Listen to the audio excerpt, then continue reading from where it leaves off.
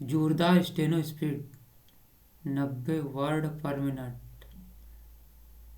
एक मंथ में कैसे बढ़ा है? क्लास छठवीं। तो स्टार्ट डिक्टेशन। सभापति महोदय, मैं इस सदन में एक महत्वपूर्ण विषय पर चर्चा करना चाहता हूँ। मेरे सभी माननीय सदस्य इस बात से अच्छी प्रकार परिचित है कि आज देश की समस्या सामान्य दशा ठीक नहीं है। देश में बेकारी दिन प्रतिदिन बढ़ती जा रही है और इसको रोकने के लिए सरकार की ओर से कोई ठोस कदम अभी तक नहीं उठाया गया है। वैसे भी सरकार के सामने इस अवसर पर कोई समस्याएं है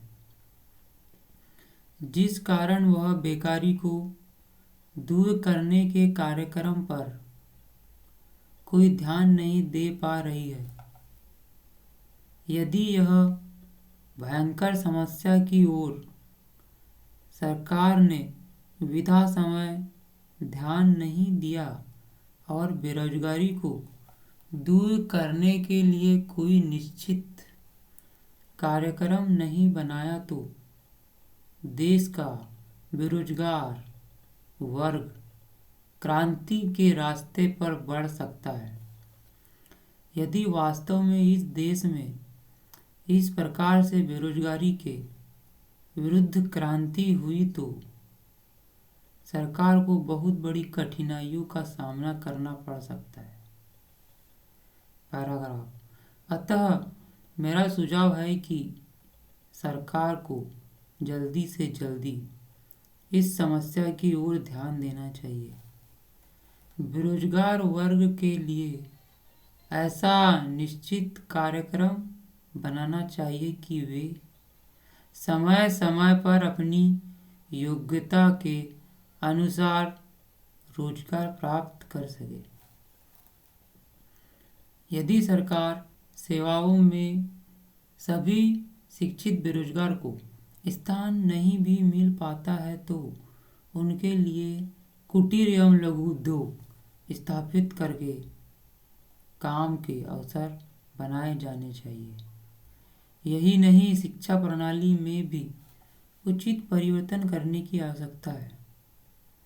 भारत और जैसे देश में ऐसी शिक्षा दी जानी चाहिए ताकि युवा वर्ग कुटीर उद्योग तथा लघु उद्योग में रुचि ले सके और तकनीकी काम में भाग लेकर बेरोजगारी को दूर करने के साथ साथ देश को संपन्न बनाने में भी अपना योगदान दे सके। पैराग्राफ। महोदय, अब मैं देश में फैले भ्रष्टाचार की ओर आपका तथा सदन में उपस्थित माननीय सदस्यों का ध्यान आकर्षित करना चाहता हूँ। आप सभी सदस्यों को मालूम है कि आवश्यक वस्तु के मूल्यों में लगातार वृद्धि होती जा रही है। मूल्य वृद्धि के इस दौर में सरकार की ओर से कोई विशेष नियंत्रण नहीं रखा जा रहा है। परिणाम स्वरूप देश की जो आम जनता है उसे बड़ी परेशानी का सामना करना पड़ रहा है।